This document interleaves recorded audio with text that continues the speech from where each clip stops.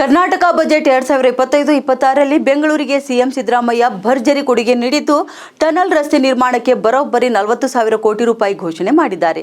ಇದಕ್ಕಾಗಿ 19,000 ಕೋಟಿ ರೂಪಾಯಿ ಗ್ಯಾರಂಟಿಯನ್ನು ಸರ್ಕಾರದಿಂದ ನೀಡಲಾಗುವುದು ಎಂದು ತಿಳಿಸಿದ್ದಾರೆ.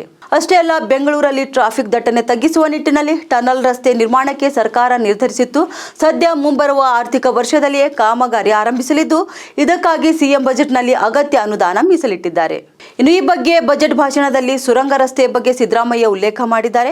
ಬಿಬಿಎಂಪಿಗೆ ಅಂದಾಜು ಮೊತ್ತ 40,000 ಕೋಟಿ ರೂಪಾಯಿ ವೆಚ್ಚದಲ್ಲಿ ಉತ್ತರ, ದಕ್ಷಿಣ ಮತ್ತು ಪೂರ್ವ ಪಶ್ಚಿಮ ಸುರಂಗ ಮಾರ್ಗದ ಕಾರಿಡಾರ್ಗಳನ್ನು ಕೈಗೊಳ್ಳಲು ಅನುಕೂಲವಾಗುವಂತೆ 19,000 ಕೋಟಿ ರೂಪಾಯಿ ಗ್ಯಾರಂಟಿಯನ್ನು ಸರ್ಕಾರದಿಂದ ಒದಗಿಸಲಾಗಿದೆ ಎಂದು ಕೂಡ ತಿಳಿಸಿದ್ದಾರೆ. ಇನ್ನು ಹೆಬ್ಬಾಳದ ಎಸ್ಟಿ ಮಾಲ್ನಿಂದ ಸಿಲ್ಕ್ ಬೋರ್ಡ್ವರೆಗೆ ಸುಮಾರು 18 ಕಿಲೋಮೀಟರ್ ಉದ್ದದ 12,690 ಕೋಟಿ ವೆಚ್ಚದಲ್ಲಿ ಸುರಂಗ ಮಾರ್ಗವನ್ನು ನಿರ್ಮಾಣ ಮಾಡಲಾಗುತ್ತಿದೆ. ಈ ಕುರಿತು ನಮ್ಮ ಪ್ರತಿನಿಧಿ ದೇವರಾಜ್ ಮತ್ತಷ್ಟು ಮಾಹಿತಿಯನ್ನು ನೀಡಲಿದ್ದಾರೆ.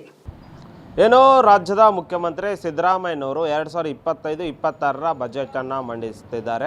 ಈ ಬಜೆಟ್ನಲ್ಲಿ ಬೆಂಗಳೂರಿಗರಿಗೆ ಒಂದು ಬಬ್ಬರ್ ಗಿಫ್ಟ್ ಅಂತಲೇ ಹೇಳ್ಬೋದು. ಯಾಕಂದರೆ ಬೆಂಗಳೂರಿನಲ್ಲಿ ತಲೆಯೊರಿದಂತಹ ಟ್ರಾಫಿಕ್ ಸಮಸ್ಯೆಗೆ ಮುಖ್ಯಮಂತ್ರಿ ಸಿದ್ದರಾಮಯ್ಯನವರು ಕಡಿವಾಣ ಹಾಕಲು ಒಂದು ವಿಶೇಷವಾದಂಥ ಪ್ರಯತ್ನಕ್ಕೆ ಮುಂದಾಗಿದ್ದಾರೆ.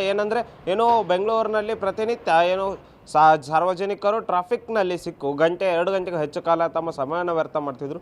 ಇದನ್ನು ಕುಗ್ಗಿಸ್ಲಿಕ್ಕೆ ತಡೆ ಹಿಡಿಯಲಿಕ್ಕೆ ಸಿದ್ದರಾಮಯ್ಯನವರು ಒಂದು ವಿಶೇಷ ಸುರಂಗ ಮಾರ್ಗಕ್ಕೆ ಒಂದು ಅನುದಾನವನ್ನು ಮೀಸಲಿಟ್ಟಿದ್ದಾರೆ.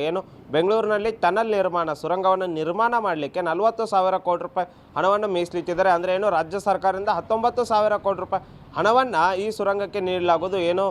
ಉತ್ತರದಿಂದ ದಕ್ಷಿಣ ಹಾಗೂ ಪೂರ್ವದಿಂದ ಪಶ್ಚಿಮಕ್ಕೆ ಈ ಟನಲ್ಗಳನ್ನ ನಿರ್ಮಾಣ ಮಾಡುವ ಮೂಲಕ ಬೆಂಗಳೂರಿನಲ್ಲಿ ಟ್ರಾಫಿಕ್ ಸಮಸ್ಯೆ ಇದೆ, ರಾಜ್ಯದ ರಾಜಧಾನಿಯಲ್ಲಿ ಜನರು ಪ್ರತಿನಿತ್ಯ ಆಫೀಸ್ಗೆ ಹೋಗೋದಕ್ಕಾಗಲಿ ಮತ್ತೊಂದು ಕೆಲಸಕ್ಕೆ ಹೋಗೋ ಸಮಯದಲ್ಲಿ ಅವರು ಟ್ರಾಫಿಕ್ನಲ್ಲಿ ಸಿಕ್ಕು ಪರದಾಡ್ತಾ ಇದ್ರು. ಆ ಸಮಸ್ಯೆಗೆ ಕಡಿವಾಣ ಹಾಕಲಿಕ್ಕೆ ಈ ವಿಶೇಷ ಪ್ರಯತ್ನವನ್ನು ಮಾಡಿದ್ದಾರೆ ಅಂತ ಹೇಳ್ಬೋದು. BBMPಯಿಂದ 21 ಕೋಟಿ ಹಣ, ಅದೇ ರೀತಿ ಕರ್ನಾಟಕ ರಾಜ್ಯ ಸರ್ಕಾರದಿಂದ 19 ಕೋಟಿ ಹಣವನ್ನು ಆ ಬೆಂಗಳೂರಿಗೆ ಸಿದ್ದರಾಮಯ್ಯನವರು ನೀಡಿದ್ದಾರೆ.